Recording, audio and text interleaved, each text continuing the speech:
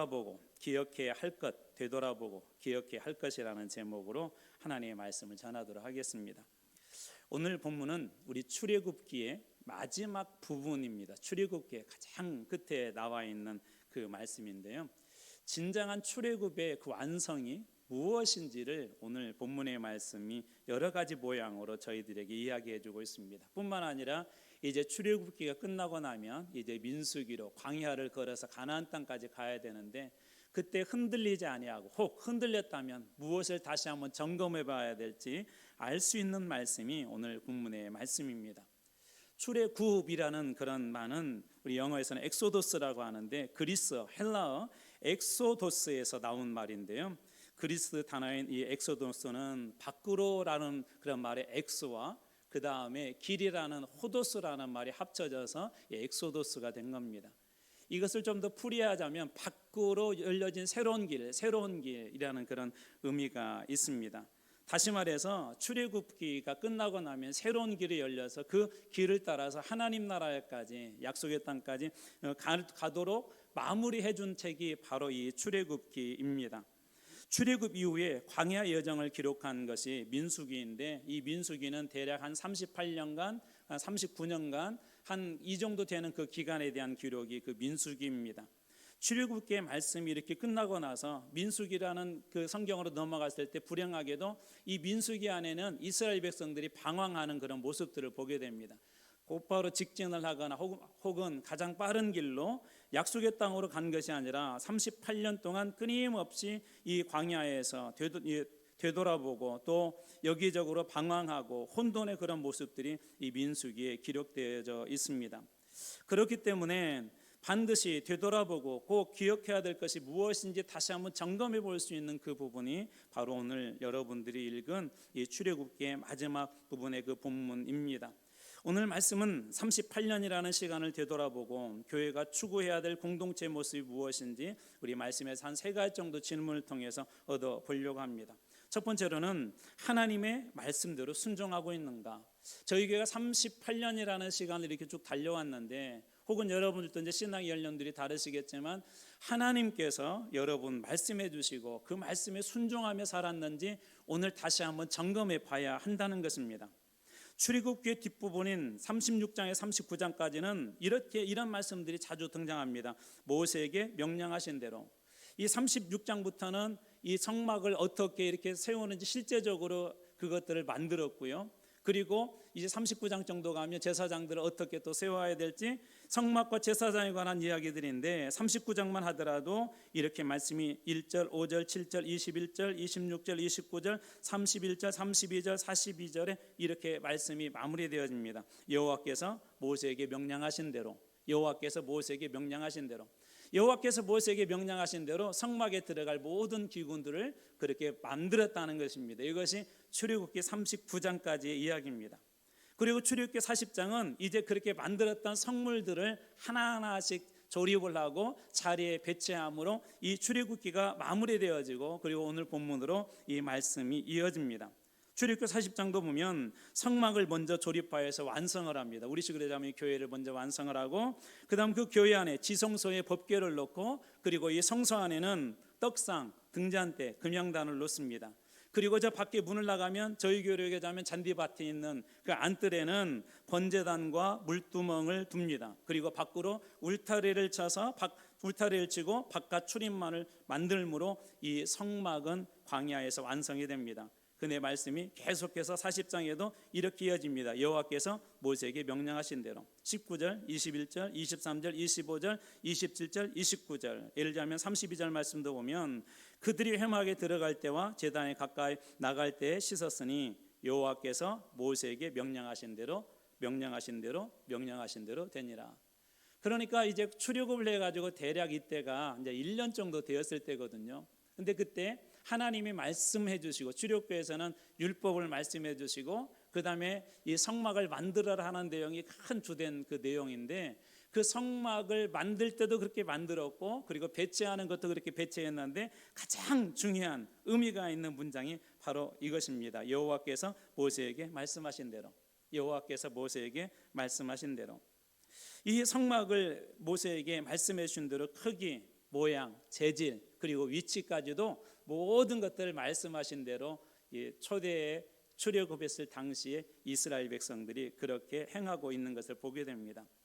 이 성막을 지은 중요한 몇 가지 의미들이 있는데 가장 대표적인 의미는 이것입니다. 레위기 1장 1절입니다. 여호와께서 회막에서 모세를 부르시고 그에게 말씀하여 이르시되, 성경에 보면 회막, 성막 또는 증거의 장막 다양한 것들이 있는데요. 이 뜻을 하나로 축약하자면 이런 것이 거주한다. 이게 무슨 얘기냐면 하나님께서 그 성막에 함께 계신다는 그런 그 의미입니다. 여러분들이 잘 아시는 십계명을 모세가 받을 때는 어떻게 했죠? 저 높은 산에 올라가 가지고 구름이 확 차고 넘치는 그 산에 올라가 가지고 하나님께서 주신 그 말씀, 대표적으로 우리 십계명을 받아서 이렇게 높이 올라가서 이렇게 받아왔잖아요. 무슨 얘기냐면 그 전에는 이 성막이 건축되기 전에는 하나님이 멀리 계셨어요. 근데 성막을 딱 건축하면서 주님께서 그곳에 가까이 그렇게 오신 것입니다. 그래서 성막에 오셔서 이 레위기의 말씀, 아직 시내산을 떠나기 전에 대략 출애굽한 지 2년 1월 1일부터 1월 31일까지 한 달여간에 주신 그 말씀인데, 그 말씀들을 보면 그 성막에서 주신 것을 저희들은 보게 됩니다. 그리고 그곳에서 하나님이 자주 하시는 행동 하나가 있었어요. 여호와께서 말씀하시되, 이게 무슨 얘기냐면 하나님께서 새롭게 지은 성막에서 이 백성들이 끊임없이 말씀하신다는 거예요. 여러분, 그럼 우리 교회도 하나 점검해 봐야 될 것이 있습니다. 우리 교회도 지금도 하나님께서 여전히 말씀하고 계시는가? 하나님 말씀이 여전히 우리에게 들려지고 있는가? 내가 세례받을 때뿐만 아니라 지금 신앙생활했던 몇 년이 되었던 10여 년이 되었던 여기까지 하나님께서 끊임없이 말씀하시는 것이 교회가 되어야 한다는 것입니다. 하나님은 어떻게 말씀하실까요? 대표적인 방법이 이거 한 가지인데요. 시편 1편 2절입니다. 오직 여호와의 율법을 즐거워하여 그의 율법을 주야로 묵상하는도다. 주야로 묵상하는도다. 읊조린다는 그런 말도 있고, 때로는 이렇게 사자의 울음소리처럼 강력하다는 그 의미가 이 묵상이라는 그런 말입니다. 여러분, 묵상은 뭘까요? 아마 여러분 중에도 성경도 읽고 또 매일 묵상하시는 분들 계실 것입니다. 묵상은 저는 이렇게 생각해요. 하나님께서 말씀하시도록 하나님께 드리는 시간. 묵상은 내가 듣고 싶은 것을 듣는 시간이 아닙니다. 우리가 말씀을 들을 때 우리는 가끔 성경책에서 나에게 필요한 말씀들을 이렇게 뒤져서 찾아요. 오늘 이 사업이 좀 어려운데 사업에 좀 힘이 되는 말씀이 있을까 없을까 하면서 그렇게 찾아보기도 하고, 이제 내일 모레 중요한 시험을 보는데 그 시험에 하나님께서 옮겨주시는 말씀이 있을까 없을까 찾아보는 그런 경향이 있습니다. 그런데 묵상은 뭐냐면 하나님께서 마음껏 말씀하시도록, 하나님 제가 듣겠습니다, 이 말씀을 통해서 저에게 하고 싶은 말 다 하세요 하고 내어드리는 시간이 바로 이 묵상의 시간입니다. 그래서 그 묵상의 시간을 통하여서 하나님의 말씀이 여러분의 인생을 두들기게 하셔야 돼요. 여러분들의 심장이 멈춰 있을 때는 그 심장이 살아나도록 두들기게 하시고, 여러분들이 도덕적으로 해이되어졌을 때는 하나님의 말씀이 여러분들의 삶을 두들겨서 이 어긋난 그런 길들을 바로잡게 하는 것이 바로 이 묵상입니다. 지금도 그런지 모르겠지만 예전에는 이렇게 기차를 타고 먼 곳을 내려가다 오면 종종 이 멈춰 있는 곳에서 밖에서 어떤 사람이 통통 이렇게 기차 바퀴가 세 바퀴인데도 그것을 이렇게 두들기며 갑니다. 망치로. 소리를 들으면 알 수 있다고 그래요. 이 바퀴가 괜찮은가. 아직도 저 목적지까지 가려고 하면 시간이 많이 걸리는데 중간역에서 중간중간 이렇게 점검을 하는 거예요. 바퀴가 이상이 없는지. 그렇게 해서 목적지까지 갈 수 있는 것이죠. 여러분, 묵상은 마치 그와 같습니다. 깊은 묵상은 우리에게 말씀하신 하나님을 만나게 하고 우리의 자아를 깨트립니다. 또한 깊은 묵상은 그 말씀이 우리의 인생을 해석하게 만들어줍니다. 나아가서 하나님의 말씀을 순종할 수 있도록 그 깊은 묵상은 우리를 그렇게 인도합니다. 묵상을 통하여서 하나님의 말씀을 듣는 것이 왜 중요할까요? 슬픈 세상의 기쁜 말, 정혜윤이라는 그 작가가 쓴 책에 나온 내용입니다. 우리의 존재는 우리가 무엇을 하느냐만큼 우리가 무슨 이야기를 들어왔는지에 달려있다. 이게 우리의 존재가요, 무엇을 했느냐도 중요하지만 무슨 말을 들어왔는지도 아주 중요하대요. 그러면서 그분은 이렇게 계속해서 이야기합니다. 우리가 한번 사로잡힌 이야기에서 헤어나올 수 없고, 우리의 삶은 우리가 들었던 이야기의 결론이다. 우리의 삶은 우리가 들었던 이야기의 결론이래요. 여러분들은 최근 어떤 이야기들을 많이 들으세요? 뉴스를 통해서 어떤 것들을 많이 듣습니까? 드라마나 영화를 통해서 어떤 것을 많이 듣습니까? 불행하게도 요즘 우리에게 들려온 이야기들은 절망과 좌절에 대한 이야기들이 많이 있습니다. 안타깝게도 수많은 사람들이 전세 피해를 당해서 집을 잃어버린 그런 사람들의 이야기들도 많이 보게 됩니다. 여전히 우리 대한민국이 인권이 많이 좋아졌다고 하지만 인권의 문제가 심각한 그런 곳도 있음을 종종 보게 됩니다. 어린아이들을 정말 귀하게 여기지만 어린아이들 중에 집에서 제대로 돌봄받지 못한 아이들에 대한 이야기들도 듣습니다.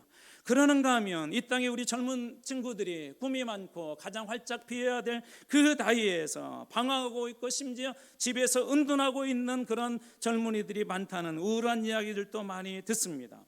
만약 우리의 삶이 우리가 들었던 이야기의 결론이라면 여러분, 우리는 그렇다면 어떤 이야기에 어떤 말에 더 집중해야 할까요? 우리의 삶의 결론을 좋게 만드는 방법이 오늘 이 작가의 말대로라면 어떻게 하면 그 좋을까요? 하나님의 말씀이 내 귀에 그리고 내 심장을 울리게 하는 것입니다. 그리고 성경의 말씀이 능히 지금의 상황은 이렇지만 하나님께서 그 말씀을 통하여서 우리를 다시 일으켜 세울 수 있다는 것을 믿고 그 말씀을 다시 붙잡고 말씀 앞에 부복하게 될 때 하나님께서 그 말씀을 통하여서 우리의 굳어버린 단단한 심장을 다시 두드리실 것입니다. 그때 하나님께서 주셨던 놀라운 아멘의 열정들이 우리 심장에서 다시 옛날처럼 불붙듯이 그렇게 다시 튀어오르기 시작할 것입니다. 왜 그럴까요? 성경은 히브리서 4장 12절 말씀 보면 이러한 능력이 있다고 합니다. 하나님의 말씀은 살아있고 활력이 있어. 하나님의 말씀은 살아있고 활력이 있어 좌우의 날선 어떤 검보다도 예리하며 혼과 영과 및 관절과 골수를 쪼개기까지 하며 또 마음의 생각과 뜻을 판단하나니. 여러분, 하나님의 말씀은 살아있고 활력이 있다고 합니다. 다시 들어가는 이런 꽃들에게도 물을 갖다 이렇게 부어주면 활짝 살아나는 것처럼 하나님의 말씀은 살아있고 활력이 있어서 어떤 영혼에든지 그 말씀이 들어가면 살아난다고 주님께서 그렇게 약속하십니다. 그러므로 우리는 하나님의 말씀이 있는지 점검해보고 하나님 말씀 속에 살고 있는지 점검해보고 하나님 말씀 앞에 순종하며 살고 있는지 우리 자신을 점검해봐야 합니다. 유명한 카프카는 이런 얘기를 했습니다. 책은 우리 인간의 내면에 얼어붙은 바다를 깨트리는 도끼가 되어야 된다. 책은 우리 인간의 내면에 얼어붙은 바다를 깨트리는 도끼가 되어야 한다. 여러분, 세상의 책에 대해서도 이 카프카가 그렇게 얘기했다면 여러분, 말씀은 어떻습니까?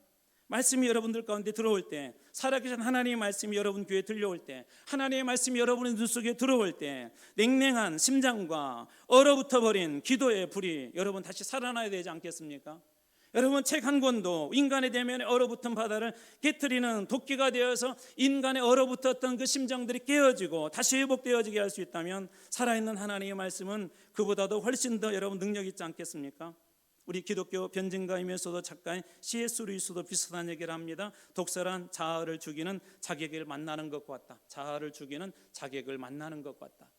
여러분, 하나님 말씀 앞에 섰을 때 여러분 그 자아가 죽습니까? 말씀 앞에 섰을 때 여러분 고집이 죽습니까? 말씀 앞에 섰을 때 굳어져 버린 우리의 신앙들이 그 하나님의 그 말씀을 듣고 여러분 갈기갈기 찢겨지고 새로운 수술대 앞에 여러분 올려지고 있습니까?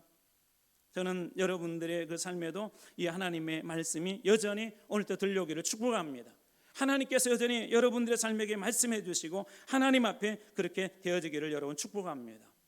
제가 이와 같은 상황을 가만히 한번 묵상을 해봤어요. 모세, 이미 이 모세는 어떤 사람이죠? 광야 40년을 경험을 해봤고 그리고 지난 1년 동안 하나님께서 어떻게 했는지 그 모든 것들을 다 보았을 것입니다. 이 광야에서 40년 그리고 그 앞전에 40년의 삶을 보면 애굽에서 누구보다도 탁월한 교육을 받은 사람입니다. 이성적으로도 판단에 충분한 사람입니다. 그 가지고 있는 지식도 어느 누구 못지않게 정말 탁월한 사람이었을 것입니다. 근데 모세에게 오늘 본문의 말씀이 들려졌을 때 모세는 이렇게 반응할 수도 있었을 것 같아요. 모세가 성막을 지으면서 내 생각에는 성막을 이렇게 지은 게 좋을 것 같은데, 내 생각에는 성막을 좀 더 크게 했으면 좋을 것 같은데, 내 생각에는 지성소를 좀 더 넓게 했으면 좋을 것 같은데, 그런데 성경 어디를 찾아보아도 모세에게 말씀이 들려졌을 때 그는 하나님이 말씀이 옳다 하고 모세에게 명령하신 대로, 모세에게 말씀하신 대로, 모세에게 하나님께서 명령하신 그대로 모든 것들이 되도록 철저히 말씀이 들려지고 말씀 앞에 이 모세가 순종을 하게 됩니다. 다시 말해서 모세는 경험과 그가 누렸던 그런 문화와 그가 가지고 있었던 모든 지식들을 다 내려놓고 하나님께서 지금 말씀하게 하시고 그 말씀에 순종하며 살았던 것입니다. 자, 그러자 어떻게 되었습니까? 오늘 우리가 읽었던 말씀의 33절입니다. 그는 또 성막과 제단 주위의 뜰을 포장해 치고 뜰문의 휘장을 다니라. 모세가 이같이 역사를 마쳤다. 하나님이 말씀하신 대로 그 모든 역사를 마쳤다는 것입니다. 여기서 이같이라는 말은 말씀하신 대로 하나님께서 주신 그 사명, 성막을 건축하는 일을 잘 마쳤다는 것입니다. 저희 교회도 벌써 한 10여 년 되었는데 이곳에도 이렇게 새롭게 잘 건물을 건축하며 이곳에 왔습니다. 이곳에 오기 전에 아마 많은 분들이 하나님 앞에 기도했었을 것이고 우리 각자에게 말씀해 주시는 그런 말씀이 있었을 것입니다. 지난 이곳에 이사해서는 10년, 그리고 교회가 창립된 지 38년은 어떠했습니까? 아니, 지금 현재 여러분들에게는 하나님이 말씀하고 계십니까? 그 말씀이 여러분 귀에 들려지고 있습니까? 저는 다시 한번 이 부분을 점검해서 우리 한마음교회가 성경 66권을 살아계신 하나님의 말씀으로 믿고 받아서 순종하고 그 말씀을 따라 나갈 때 진정한 새로운 길, 엑소더스, 새로운 길이 열리는 그런 일들이 여러분들과 여러분 가정과 여러분 자녀에게도 동일하게 일어나기를 축원합니다. 두 번째, 이런 질문을 한번 해볼 필요가 있습니다. 하나님의 임재가 여전히 우리 가운데 있는가? 하나님의 임재가 있는가? 오늘 말씀에 34절인데요. 이 말씀을 같이 한번 읽어보겠습니다. 시작. 구름이 회막에 덮이고 여호와의 영광이 성막에 충만하매. 이 34절을 보면 하나님께서 이 구름을 통하여서 회막을 덮었다 그렇게 이야기하고 여호와의 영광이 성막에 충만했다라고 되어 있습니다. 우리 구약에서 구름이 그것이 이렇게 가득히 다른 것은 하나님의 임재를 상징을 합니다. 하나님의 임재. 우리 대표적으로 어디에서 볼 수가 있죠? 출애굽기 3장에 보면 이 모세가 광야 떨기나무 가운데 그 속에 이렇게 불이 붙었는데 타지 않는 걸 보게 됩니다. 하나님께서 광야 같은 그곳에 이스라엘 가운데 임재해 두시는 그런 모습을 보여준 것입니다. 또 여러분들이 잘 아는 우리 엘리야가 바알 그리고 아세라 선지자 850명과 갈멜산에서 전도할 때 그 제단 위에 불이 임하는 것을 보게 됩니다. 하나님께서 임재하셨다는 것입니다. 초대교회 역시 이 성령을 통해 하나님의 임재를 경험을 했는데요. 사도행전 2장에 보면 급하고 강한 바람 같은 소리, 불의 혀처럼 갈라지는 그런 모습들이 이 많은 사람들에게 보였다고 합니다. 하나님께서 이 초대교회도 임재하시는 것입니다. 이 초대교회가 언제 이 하나님의 임재를 경험하고 성령을 경험했습니까? 사도행전 1장 14절입니다. 여자들이 예수의 어머니 마리아와 예수의 아우들과 더불어 마음을 같이하여 오로지 기도에 힘쓰더라. 마음을 같이하여 오로지 기도에 힘쓰더라. 예수님께서 승천하시면서 그러셨어요. 야, 예루살렘을 떠나지 말고 약속한 거 기다려. 그 약속한 거 기다려. 그래서 이제 120명의 그 성도들이 마가의 다락방에 모여서 하나님께 승천 후에 대략 한 10일 정도 되는데 10일 기간 동안 그들이 했던 것이 무엇인지를 이 14절이 이야기하고 있는 것입니다. 그들이 어떻게 했다고? 마음을 같이하여 오로지 기도하기에 힘썼다. 오로지 기도에 집중한 결과 2장에서 오순절 성령의 사건, 하나님께 성령으로 임재하시는 그 사건들을 이들이 경험하지 않습니까? 이 사건은 거기에서만 멈추지 않고 사도행전 4장 31절 말씀에도 나옵니다. 빌기를 다하며 기도하기를 다하며 모인 곳이 진동하더니 무리가 다 성령 충만하여 담대히 하나님의 말씀을 전하니라. 모인 곳이 진동하여 하나님의 임재, 성령의 역사를 이들이 경험한 것이죠. 우리 교회는 어떻습니까? 아니, 여러분의 개인의 삶은 어떻습니까? 매일매일 하나님 임재에 계십니까? 여러분들에게 하나님께서 임재에 계시냐는 말입니다. 하나님께서 임재하셨는지 안 하셨는지 알 수 있는 중요한 외적인 그런 표식들이 하나가 있습니다. 바로 이런 것인데요. 먼저 우리가 읽었던 오늘 본문의 36절 37절입니다. 36절입니다. 먼저 구름이 성막 위에서 떠오르는 때에는 이스라엘 자손이 그 모든 행진하는 길에서 앞으로 나아가고 하나님이 임재하신 것 동행했다는 거예요. 또 37절도 보면 구름이 떠오르지 않을 때는 떠오르는 날까지 나아가지 아니하였으며. 여러분, 우리 예배는 하나님이 임재하신 그런 예배입니까? 혹시 우리가 예배는 드리는데 하나님의 임재도 없이 기도는 하는데 그곳에 하나님 계시지 않고 찬양은 하는데 그곳에 하나님의 계시지도 않는 임재하심도 없는 그런 예배나 그런 찬양이나 그런 기도를 하고 있지는 않을까요? 우리는 종종 하나님의 존재에 대해서 우리 스스로 저 멀리 밀어놓고 내가 원하는 기도만 자꾸 달라고 그렇게 고집 부릴 때가 있습니다. 하나님 앞에 이렇게 찬양을 하면서 내가 원하는 찬양만 하고 싶어 합니다. 하나님 앞에 예배를 드리면서도 기분이 좋으면 하나님 앞에 예배 드리고 기분이 나쁘면 또 쉬고자 하는 그런 마음이 우리 속에도 스물스물 올라올 때가 있습니다. 하나님의 임재를 무시하고 우리의 감정과 지식과 그 만족으로 예수를 믿고 있지 않았는지, 하나님의 임재가 여전히 우리 속에 있어서 하나님께서 함께 하심으로 우리의 가슴이 여전히 뜨거워지고 찬양을 들을 때 여전히 즐거워지고 하나님 말씀 앞에 나갈 때 여전히 기쁘다면 여러분들은 하나님의 임재 속에 있는 것입니다. 세 번째 질문입니다. 하나님을 매 순간 경험하고 있는가? 두 번째는 하나님의 임재가 있는가라고 그렇게 한번 질문해 봤다면, 세 번째는 하나님을 매 순간 경험하고 있는지를 한번 질문해 봐야 합니다. 그래야 이 38년이라는 시간을 끝내고 40년이라고 하는 그런 자유의 시간으로 달려갈 수 있기 때문입니다. 오늘 우리가 읽었던 말씀의 마지막 38절 말씀입니다. 제가 읽어드리겠습니다. 낮에는 여호와의 구름이 성막 위에 있고 밤에는 불이 그 구름 가운데 있음을 이스라엘의 온 족속이 그 모든 행진하는 길에서 그들의 눈으로 어떻게 했다고요? 보았더라. 저는 여러분들이 이곳에서 예배드릴 때마다 하나님께서 살아계심을 찬양할 때마다 하나님께서 함께 하심을 기도할 때마다 그곳에 계신 우리 주님을 경험하는 일들이 여러분들에게도 일어나기를 축복합니다. 예수를 믿는다는 것은 우리 인간은 어떤 게 있냐면 경험을 이렇게 해봐야 돼요. 해봐야 그것이 어떠한 줄을 알아요. 마치 중국 음식 중에 마라탕이라고 해서, 마라탕 좋아하시는 분들도 많죠. 우리 젊은 친구들이 좋은데 이렇게 블로그나 혹은 이렇게 유튜브 같은 데 보면 어떤 사람이 먹고 너무 맛있다고 막 그런 얘기를 해요.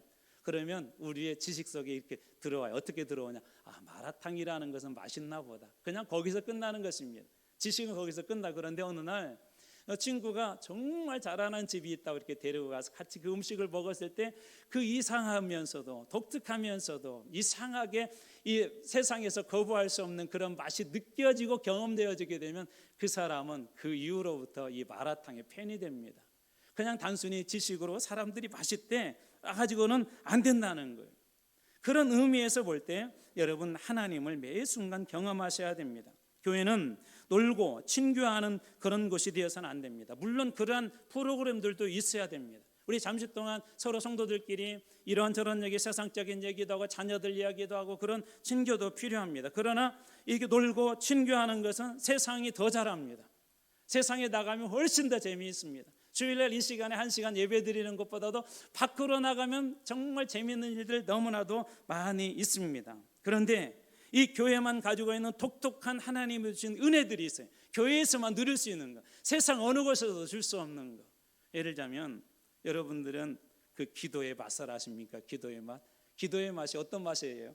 짠맛이에요? 단맛이에요? 아마 기도 생활을 오래 해보신 분들은 그 맛을 알아요. 그래서 어떤 상황 가운데 딱 던지면 자동적으로 기도의 자리로 이렇게 들어가게 됩니다. 어느 목사님이 이렇게 서울에 청년부를 이렇게 맡아서 그곳에 이렇게 부임을 하게 되었는데 이 청년들이 보니까는 잘 모여요. 그런데 이 아이들 가슴속에 뭔가 늘 허전한 게 있는 걸 느끼게 되었어요. 쉽게 얘기하자면 이게 청년인데, 가슴은 청년인데, 외적으로는 청년인데 그 심장 속에, 그 영혼 속에 이 뜨거운 영적인 열정과 뜨거운 하나님의 사랑이 없는 것을 보게 되었어요. 그래서 이 친구들한테 우리 하나님을 경험하게 해줘야 되겠다. 그래서 1차적으로 이 리더들부터 모아서 매주 토요일마다 훈련을 3시간을 시켜요. 3시간. 그 중에 1시간은 기도 시간. 그러니까 1시간을 기도를 시키는데 기도를 안 하다가 해보신 분은 알겠지만 30초도 안 지났는데 10분 지나간 것처럼 어느 때는 기도 시간이 그렇게 안 갑니다. 사실 대부분 사람들이 그런 분들이 많아요. 길게 3분도 막 길게 느껴지죠. 3분 막 우리 장로님 보통 3분 놓고 기도하시고 대표 기도. 근데 어느 때는 막 장로님 왜 이렇게 기도가 길어하면서 막 길게 느껴질 때가 있어요. 이 청년들은 1시간을 그 기도시켰는데 처음에는 못 하더래요. 처음에 한 1분 정도는 그냥 통성으로 기도하다니까 그냥 통성으로 나오는데 1분 후부터는 점점 더 데크레센도가 되어가지고 어느 순간에 쉼표로 그냥 바뀌어버리고 조용하더래요. 1시간. 근데 끊임없이 도전하고 매주일마다 그렇게 기도의 훈련을 시켰대요.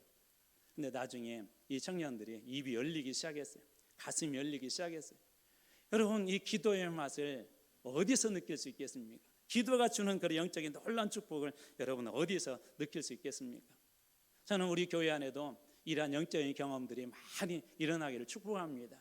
주의 성전에 올라왔을 때, 하나님 앞에 기도할 때, 아니면 예배 드릴 때, 하나님 말씀 앞에 섰을 때 말할 수 없는, 세상 어느도 채워줄 수 없는 그 빈 공간이 채워져서 하나님께 주신 그 은혜를 경험하게 된다면 그 사람은 어떤 자리에 던져놓아도 흔들리지 않습니다. 그 대표적인 사람이 다니엘 아닙니까?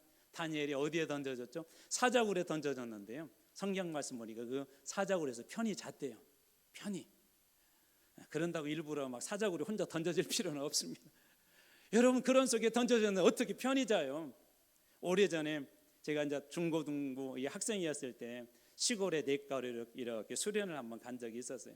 그때는 천막 두 동을 이렇게 치어서 연결해서 낮에는 그 천막 안에서 밤과 낮에 집회를 하고 저녁 시간이 되면 가운데를 이렇게 쪄서 남자여서 이렇게 구분해 잠을 자는데, 한날은 갑자기 비가 막 쏟아지기 시작하는 거예요. 천막이니까 얼마나 소리도 커요. 비가 막 쏟아지기 시작해가지고 이 냇가에 천막을 쳐놨는데 물이 점점 더 불어옵니다. 이게 한창 들어간 산속에 있는 그런 냇가라 주변에 어떤 민가도 없고 교회라도 있으면 그거 피할 수도 있는데, 또 오늘날처럼 차가 많으면 뭐 즉시 철수를 할 수 있겠는데 차도 없고 그냥 아무것도 없어요. 할 수 있는 게 기도밖에 없었어요. 기도밖에. 그때 청년회 회장, 고등학생이었던 청년회 회장이 이렇게 제안을 합니다. 우리 기도합시다. 물이 진짜 눈으로 막 불어나고 있는 게 보여요. 저도 여기 막 왔을 때 우리 광주 지역에 얼마나 비가 많이 왔던지, 이 발인 예배가 있었는데 가다가 되돌아온 경험이 있었는데, 시간이 지나면 1, 2분, 3, 4분, 5분 지나고 나니까 물이 막 이렇게 눈으로 보이더라고요. 거기에서도 이렇게 막 눈으로 보이기 시작했어요. 여러분, 근데 그때 우리 같이 기도하자 하고 기도하는데 이 친구들이 막 절박하니까 이 젊은 이 학생들이, 중학생, 고등학생들이 막 거기에서 진짜 눈물을 흘리며 기도했습니다. 여러분, 어떻게 되었을까요? 별로 믿음이 없으세요? 어떻게 되었을 것 같아요? 저는 막 이렇게 그때 교사였었는데 밖에 나가서 잠깐 이렇게 보는데 뭐 걱정되니 점차적으로 가까이 천막을 가까이 막 다가오고 있습니다. 마치 조스가 다가오는 것처럼. 그런데 놀랍게도 정확하게 천막 1m를 앞두고 비가 멈추고 물이 멈춰서 딱 거기까지. 그리고 그 다음날, 그동안에 내가 말라가지고는 수영도 제대로 못했는데 하나님께서 그 밤에 내 물을 가득 채워주셔서 물놀이도 하고 수영도 하고 그렇게 해서 은혜롭게 수련을 마친 그런 적이 있었습니다. 여러분, 이런 믿음의 경험들, 기도의 경험들, 은혜를 경험하게 되면 사자굴도 두렵지 않습니다. 바울은 감옥 안에서도 찬양하지 않습니까? 그것뿐만 아니라 초대교회 사도들도 어떻습니까? 힘들고 어려울 때마다 가서 기도하지 않습니까? 사도행전 12장 5절입니다. 이에 베드로는 옥에 갇혔고 교회는 그를 위하여 간절히 하나님께 기도했다. 교회는 힘들고 어려울 때마다 이 기도의 맛을 알기 때문에 그 기도의 자리로 그들에게 합니다. 그리고 심지어 망가진 인생, 구제불능으로 여겼던 한 여인의 인생도 예수님을 경험하고 나서 오히려 예수님을 자랑하는 자가 됩니다. 여러분들이 잘 아는 사마리아 우물가에서 만난 여인입니다. 요한복음 4장 29절입니다. 내가 행한 모든 일을 내게 말한 사람을 와서 보라. 이는 그리스도가 아니냐. 우리가 기다리고 있는 메시아가 아니냐. 놀랍게도 이 여인은 어떤 사람이에요? 사람을 피해 다녔었어요. 이 여인은 어떤 사람이 동네에서 아마 마이너리티였을 것입니다. 이 여인과 놀아주는 사람도 없었을 것입니다. 그런데 이 여인이 예수님을 메시아라고 경험하고 나서 동네에 가서 내가 진짜 메시아를 만났다고 이야기를 하게 되자 사람들이 그동안 함께 해주지도 않았는데 이 여인의 말을 듣기 시작합니다. 요한복음 4장 39절입니다. 여자의 말이 내가 한 모든 것을 그가 내게 말하였다 증언함으로 그 동네 중에 많은 사마리아인이 예수를 믿었다. 예수님을 경험하고 나니까, 예수님을 만나고 나니까 그 다음부터 그가 전한 복음, 이전의 삶은 상관이 없습니다. 그가 홀로 직장 생활을 했던, 이 외톨이로 직장 생활을 했던, 혹은 왕따를 당했던, 이 세상의 손가락질을 받았던 그 이전의 삶과 전혀 상관없는 예수 그리스도를 만난 이후에, 경험한 후에 그 여인의 입에서 나오는 그 말, 복음에 대한 것들은 힘이 있고 강력한 능력이, 생각이 나타나기 시작했습니다. 여러분, 이처럼 하나님을 경험한 사람에게는 이 놀라운 복음의 능력들이 나타나며, 또 하나 기억할 것은 하나님을 경험하는 사람들은 결코 교회를 비관적으로 보지 않습니다. 우리 여러 가지 우리 눈앞에 있는 현실들이 있습니다. 우리 교회 안에 학생들이 많이 줄어들었습니다. 우리 한국 교회가 건물을 큰데 점차적으로 숫자가 들어간다고 합니다. 그러나 그럼에도 불구하고 여전히 하나님께서 살아계시고 계시다면, 여전히 하나님 말씀해 주시고, 여전히 하나님 임재해 주시고, 여전히 하나님께서 우리와 함께 계시다면, 여러분, 그래도 유일한 소망과 희망은 여러분 교회에 있음을 믿으시기 바랍니다. 인도의 철학자이면서도 독립운동하였던 비노바 바베는 이런 얘기를 했어요. 인도가 그때 당시에 독립이 필요한데 힘들고 어려운 그런 절명의 벽에 부딪혀서 많은 사람들이 방황하고 있을 때 그는 이렇게 이야기합니다. 문은 벽에다 내는 것이다. 사방이 다 막혀버린 문처럼 문이 없는 그런 곳에 갇혀버린 사방 어느 곳에도 탈출할 곳이 없는 그곳에 있는 인도에 절망하고 있는 사람들에게 그가 그렇게 이야기하는 거예요. 문은 벽에다 내는 것이다. 비록 막혔다 할지라도 그 문, 새로운 문이 열리게 되면 그 길에서 희망이 있다는 거예요. 38년 동안 달려왔지만 베데스다 연못에 있었던 그 병자처럼 성전 미문에 걷지 못한 그 사람처럼 절망적으로 보이는 이 벽들이 우리들에게 너무나도 많이 있습니다. 이스라엘은 400년이라는 노예 생활에 절망 속에 있지 않았습니까? 그런데 하나님께서는 절망 속에서는 그들 엑소더스, 새로운 길, 밖으로 난 새로운 길을 열어주셔서 하나님께서 그들을 자유하게 하고 마침내 가나안 땅에 여러분 가게 하지 않습니까? 저는 우리 하나님께서 우리의 38년 이제 40주년을 앞두고 있는 이때 하나님께서 더 놀라운 새로운 길, 생명의 길을 우리 교회도 열어주실 줄로 믿습니다. 시편의 기자의 고백처럼 시편 16편 11절 주께서 생명의 길을 내게 보이시리니 주의 앞에는 충만한 기쁨이 있고 주의 오른편에는 영원한 즐거움이 있나이다. 주께서 생명의 길을 내게 보이시리니. 사랑하는 성도 여러분, 우리 40주년 때에는 하나님께서 정말 지난 2년 동안 생명의 길을 보여주시고 밖으로 난 새로운 길을 열어주시고 새로운 문을 열어주셔서 우리가 여기까지 왔습니다라고 하는 그런 신앙의 간증이 넘치는 우리의 40주년을 한번 만들면 어떨까요? 우리 하나님께서 우리 교회를 이렇게 크게 지어준 이유가 있을 것입니다. 이 빈자리들마다 주님께서 어쩌면 채우고 싶은 그런 욕심이 계시는 것 같습니다. 또 하나님께서 이렇게 높은 공간을 주신 이유도 있을 것입니다. 이 공간 안에 하나님을 찬양하는 소리로 기도하는 소리로 가득 채워라고 어쩌면 하나님께서 그렇게 주신 것 같습니다. 우리 38년을 지나 40년을 그렇게 함께 꿈꿔보면 어떨까요? 그리하여서 축복의 요단강을 건너 하나님께서 얼마나 놀라운 은혜를 주셨는지 40주년 때 그 수많은 간증으로 여러분과 제가 이곳을 만나기를 축복합니다. 여러분 기억하십시오. 새로운 길을 주님께서 열어주실 것입니다. 기도하겠습니다. 하나님 아버지 감사합니다. 저희 인생에도 사방이 막혀버린 벽이 있을 때가 많이 있음을 고백합니다.